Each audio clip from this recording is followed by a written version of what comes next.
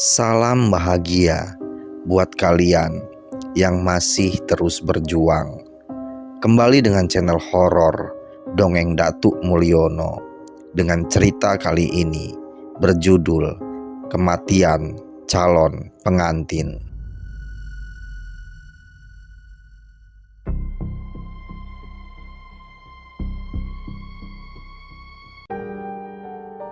Darah dan nanah memang menjijikan, apalagi jika menetes ke kening, lalu mengalir ke pipi, kemudian jatuh di bawah hidung, hingga amisnya terendus dan akhir dari itu terjilat.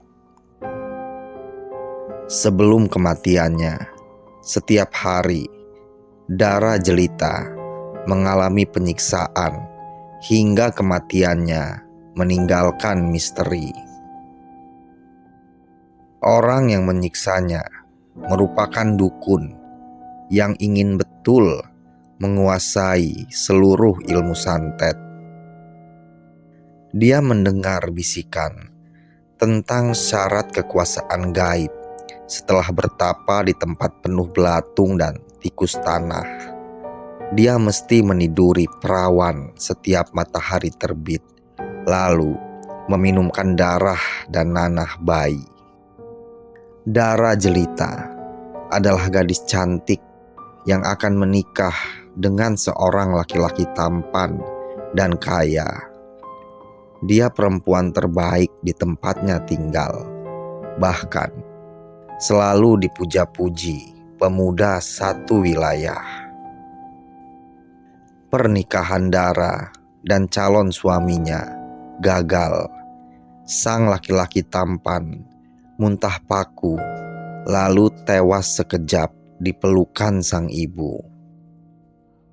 Dara menuju rumah almarhum yang sangat disayang. Di tengah perjalanan, sosok hitam terbang seraya membekap mulutnya. Dara tak sadar dibawa melayang menuju pedalaman hutan. Belum reda sedih dari orang tua calon suami Dara. Perih dan kesepian serta khawatir mengiringi tangis di rumah gadis cantik itu. Ayah Dara bersama warga berkeliling mencarinya. Namun dari polisi sampai ke orang pintar pun tak sanggup menemukan keberadaannya, apatah lagi mengetahui pencurinya.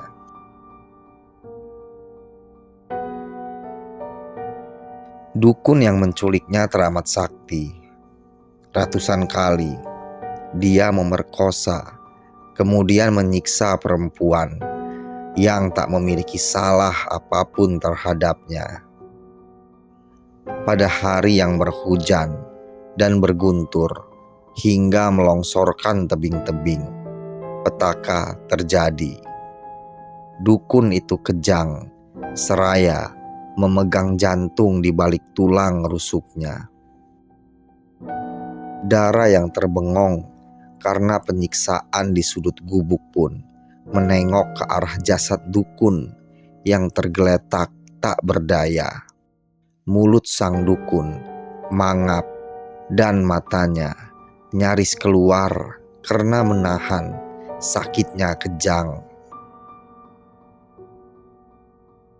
Mula-mula Dara tidak menghiraukan kematian sang dukun. Dia tertunduk lesu karena tenaga dan air mata bagai waduk yang pecah. Dara mulai bergerak setelah melihat pisau tajam tergeletak di meja ritual. Kaki dan tangannya yang kurus akibat penyiksaan dipaksanya menopang tubuh yang bergetar. Dara merangkak terjatuh, merangkak hingga menyeret tubuhnya dan terjatuh. Tujuannya meraih pisau yang berada 3 meter dari tempatnya menyesali hidup. Ditusuknya sendiri leher putih itu. Darah segar muncrat seiring suara ngorok dan lenguh orang tergarap maut. Darah tergeletak di kaki dukun yang juga telah tidak berdaya. Kepulan asap hitam berkumpul di depan jasad Dara. Asap itu seperti ikan dalam kolam yang berkumpul ke permukaan karena ada yang melempar makanan. Namun, tak berselang lama, jasadnya menjelma tengkorak sekejap setelah kematiannya. Sedangkan kepulan asap hitam menjadi sosok Dara yang berwajah pucat dan kurus kering. Wajahnya benar-benar lebam dan matanya sembab, serta pandangannya fokus ke lantai. Perlahan-lahan, angin pagi menyentuh ranting hingga putih bunga. Matahari menyisir rimbun pohon hingga semak belukar.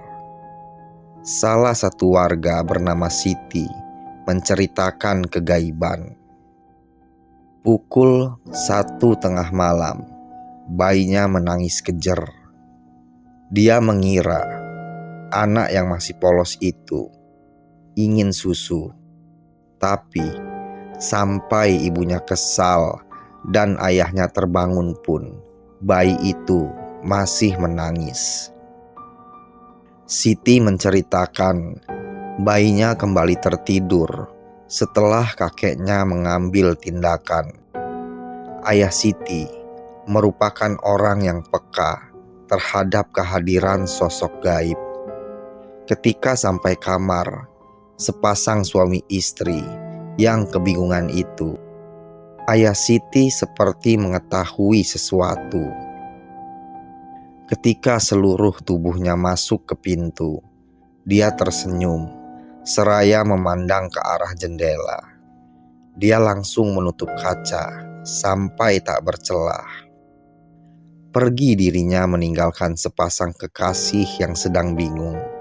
Derit pintu utama terdengar hingga kamar. Siti dan suaminya saling menatap bingung. Sekejap, sang bayi terdiam dan berkenan meminum susu dari tetek ibunya. Ayah Siti menceritakan ada sosok perempuan yang ingin berkomunikasi dengan warga kampung. Tapi sang ayah tidak menceritakan lebih lanjut tentang bagaimana rupa sosok itu dan apa yang dimaunya. Gangguan gaib masih berlanjut di tempat tinggal Dara Jelita. Setelah rumah Siti, Dara menampakkan rupa seram di pos ronda. Malam itu, ada Amir, Rizky, dan Saipudin. Mereka sedang menunggu pagi, seraya berupaya mengamankan kampung dari tindak kejahatan. Mereka semua sedang berupaya menyalakan api unggun untuk menghangatkan tubuh di keheningan malam yang disertai derik cengkerik.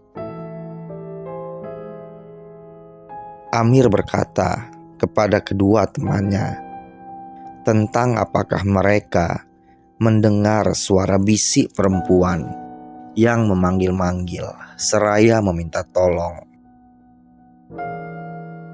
Tapi kedua kawannya enggan menanggapi pertanyaan sekaligus pernyataannya. Punggung mereka seperti ada yang menyentuh, sehingga bulu punggung kedua pemuda itu layaknya kucing yang sedang berantam. Suara tertawa khas kuntilanak terdengar di keheningan malam. Sontak Amir bergidik ngeri. Api yang setengah jadi dia tinggalkan. Dia langsung menuju kedua kawannya di atas gardu. Sedangkan Rizky dan Saipudin sudah meringkuk di dalam sarung. Mereka telah melihat sosok perempuan yang wajahnya tertutup rambut, serta jalannya merayap dan tertatih. Amir tak sanggup menahan air mata ketika dia terbengong melihat sosok perempuan yang wajahnya seputih kain kafan telah di depan gardu tempat mereka menyembunyikan takut. Sedangkan dari dalam dua sarung, tubuh Saifuddin dan Rizky bergetar. Mereka semua pingsan sampai keesokan pagi dibangunkan warga sekitar. Mereka bertiga tak kuasa menahan. Diceritakanlah peristiwa seram semalam. Semua warga geger menceritakan ulang apa yang dilihat tiga bujang tersebut. Berita yang bermula dari cerita Amir itu pun sampai ke ayahnya Siti. Dia agak menghela napas, lalu menyeruput kopi hangatnya, seraya memandang ke arah selatan. Matanya itu mengarah pada jalan menuju dukun cabul yang gila ilmu santet. Terngiang di benak ayahnya Siti tentang sedikit kisah kecilnya dengan seorang bocah laki-laki. Kata ayahnya Siti, "Dari dulu kau selalu bernafsu menguasai sesuatu, sampai menjadi orang yang mengerti kegaiban pun. Kau rela mengakhiri pertemanan kita." Siang berganti senja dan matahari pulang entah kemana. Saat jangkrik berderik dan semua orang tertidur, para peronda memukul kentungan. Suara kayu yang berbenturan terdengar nyaring hingga membangunkan seluruh warga, termasuk ayahnya Siti. "Kalian jangan kemana-mana, tetap di rumah dan pasang cermin di kepala bayi kalian. Diyakini cermin dapat menangkal gangguan gaib," ujar sang ayah kepada Siti dan suaminya. Ayah Siti berjalan agak terburu menuju pos ronda. Di benaknya adalah sosok perempuan yang mengganggu sang cucu malam itu.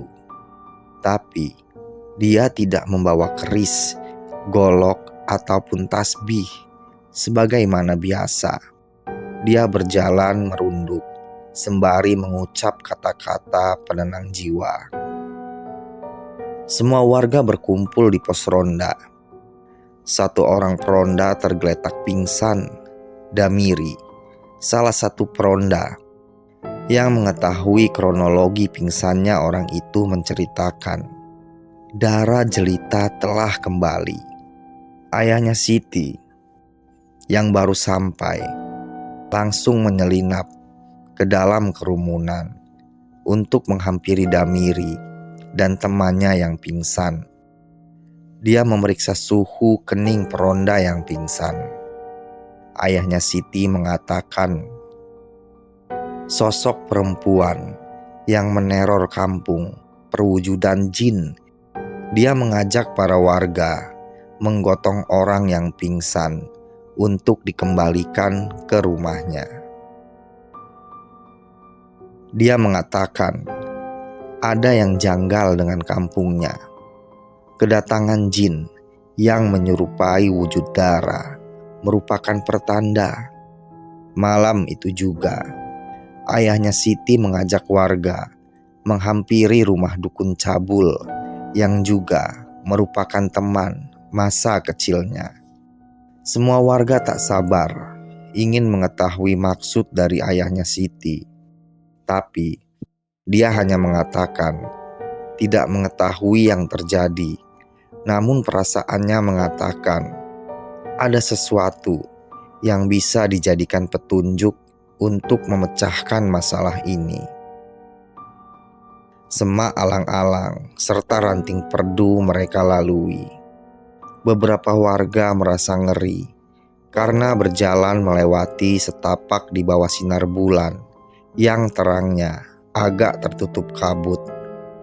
Apalagi suara burung hantu tak berhenti terkukur, serta anjing melolong sepanjang mereka berjalan. Satu orang warga berteriak lalu meronta. Kedua tangannya meremas tanah seraya menggeram.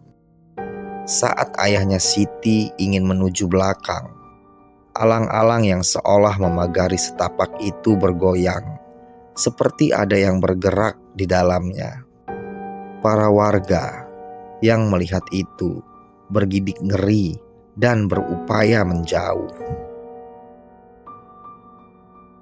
Malam begitu gelap dan pekat karena kabut menyisir di tengah mereka. Semua warga memeluk dada masing-masing. Tapi ayahnya Siti berupaya menyadarkan warga yang kerasukan.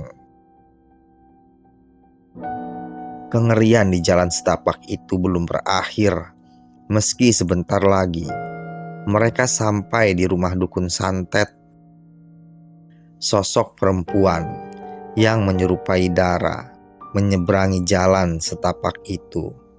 Sosok itu merangkak dan wajahnya tertunduk. Dari pipi sebelah kanan sosok itu tampak bekas luka sayatan. Dia merangkak tertatih masuk ke semak belukar. Semua warga berhamburan. Yang tersisa tak lebih dari 10 orang, termasuk ayahnya Siti dan yang kerasukan. Ayahnya Siti mengajak warga menggotong yang kerasukan dan segera menuju rumah dukun.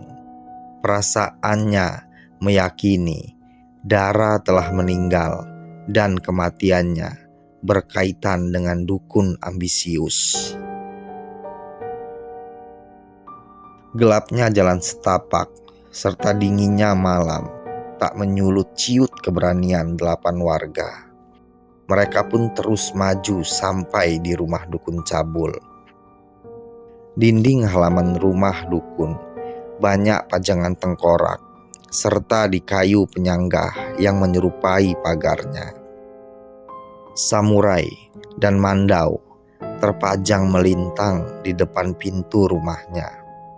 Tengkorak monyet dan tanduk rusa berjejer di samping pintu hingga ke samping rumahnya. Orang yang memiliki ilmu memang selalu mempunyai ciri khas dalam mengeksplor perasaan yang tersentuh berbagai peristiwa. Ayahnya Siti terdiam sejenak sembari memejamkan mata dan seperti meresapi berbagai peristiwa di alam bawah sadarnya. Setelah menghirup napas cukup dalam, ayahnya Siti menyuruh warga yang sedang membopong tetangganya yang kerasukan agar direbahkan di amben yang terletak di halaman rumah dukun. Angin perbukitan melerai rambut para warga dan desirnya, membuat beberapa lelaki memeluk dada. Tapi ayahnya Siti membuka pintu rumah dukun. Dia mengajak 3 orang warga menemaninya mencari sesuatu di dalam rumah dukun. Ayahnya Siti menggelengkan kepala ketika pertama kali masuk. Gundurwo yang tingginya nyaris seatap rumah itu menghalangi mereka.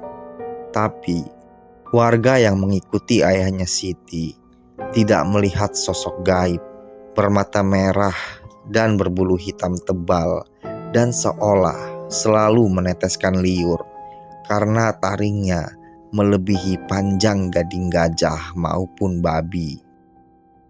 Angin malam yang menggigilkan bertambah sehingga seperti besi berembun menyentuh kulit. Ayahnya Siti berbisik merapalkan doa. Sosok gelap pekat itu menjelma pecahan asap yang berangsur-angsur menghilang menelusup dinding kayu rumah dukun. Detak jarum panjang di jam tangan ayahnya Siti terus bergerak. Keningnya pun terlihat mengkilat karena keringat. Dia mengajak warga yang sedari tadi mengikutinya untuk mencari sesuatu yang membuat gelisah perasaannya. Pucuk dicinta ulang pun tiba. Di lantai rumah yang terbuat dari papan itu, serta berinterior bermacam-macam tengkorak, serta pedang dan kepala juga ceker ayam itu, mereka menemukan puluhan foto Dara jelita. Semua warga yang mengikuti ayah Siti kaget dan mengucap istighfar. Ayah Siti mengatakan, Dara jelita telah dijadikan tumbal oleh sang dukun ambisius. Menurutnya, hal itu mesti dipecahkan malam itu juga. Dia langsung mengajak para warga untuk membopong yang kesurupan agar dapat diistirahatkan di rumahnya sendiri. Setelah itu, ayahnya Siti akan mengajak beberapa orang untuk kembali memasuki hutan. Dia mengetahui tempat dukun menyerahkan sesembahan kepada iblis. Kejadian ini merupakan yang pertama kali di kampung mereka. Malam itu, semua warga masih berkumpul di halaman rumah.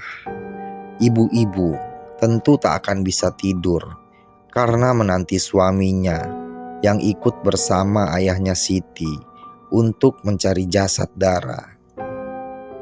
Ayah Siti melapor kepada para pamong kampung untuk membawa beberapa warga agar menemaninya masuk ke dalam hutan. Dia ingin menerobos gelap dan semak menuju titik terang. Pamong kampung tidak menyetujui karena sangat mengkhawatirkan keselamatan warga. Selain itu, karena hilangnya Dara jelita sudah bertahun-tahun lamanya. Tapi ayah Dara yang mengetahui kabar ini secara tidak terduga menghampiri kerumunan yang merembuk.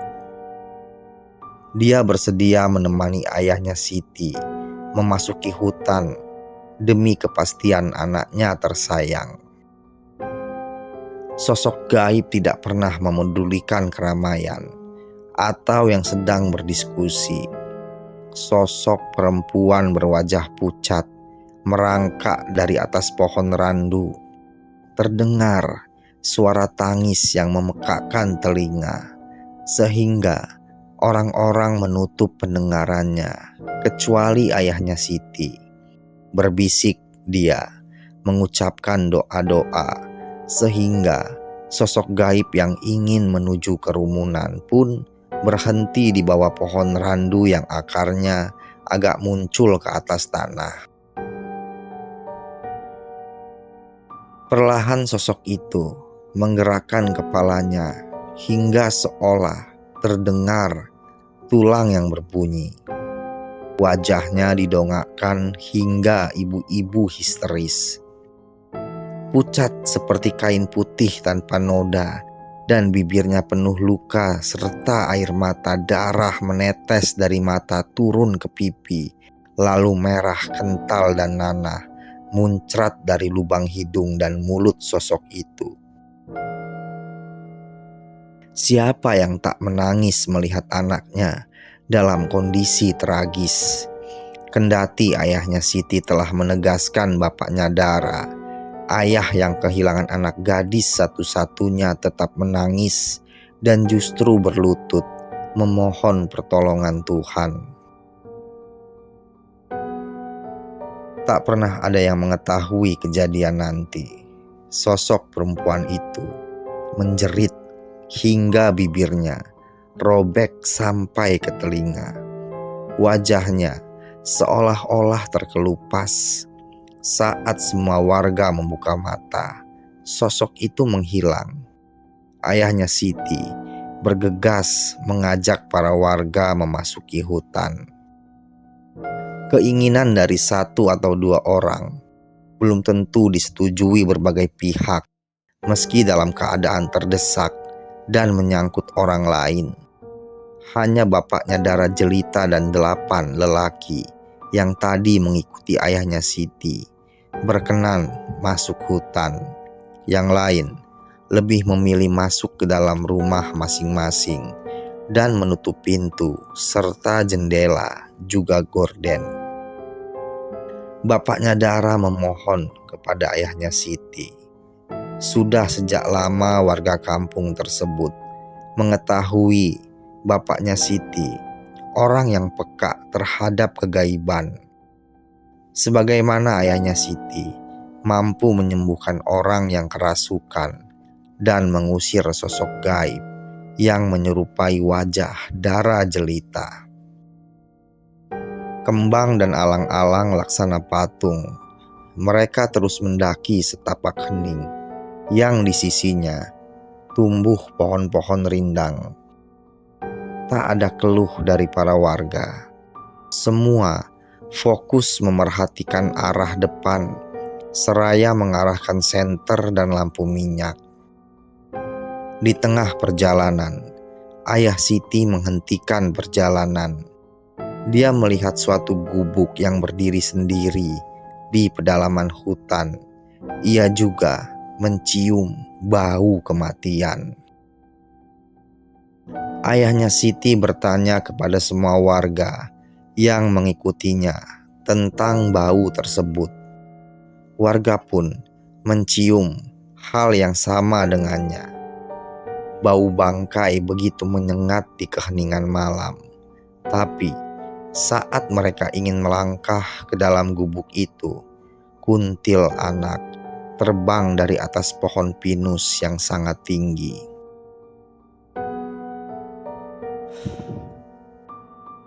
Wajah kuntil anak itu tidak lagi menyerupai Dara Jelita. Sosok itu tidak berhidung, tidak bermata, atau bertelinga. Dia bergerak kayang menuju dalam gubuk, dan wajahnya yang rata mengarah ke pandangan mereka. Ayahnya Siti berupaya menenangkan warga agar tidak panik, pingsan, atau berlari. Dia khawatir ada warga yang tersesat jika sampai hilang kendali. Sedangkan kuntilanak itu masih merangkak di depan pintu gubuk. Terdengar suara tertawa sosok itu, hingga bapaknya Dara Jelita kembali menangis melihat air mengaliri pipi seorang ayah. Maka kakek yang usianya sudah 63 tahun, alias ayahnya Siti, langsung berlari ke arah gubuk. Sekedip saja, kuntil anak itu terbang seraya tertawa, lalu mendarat di belakang para warga.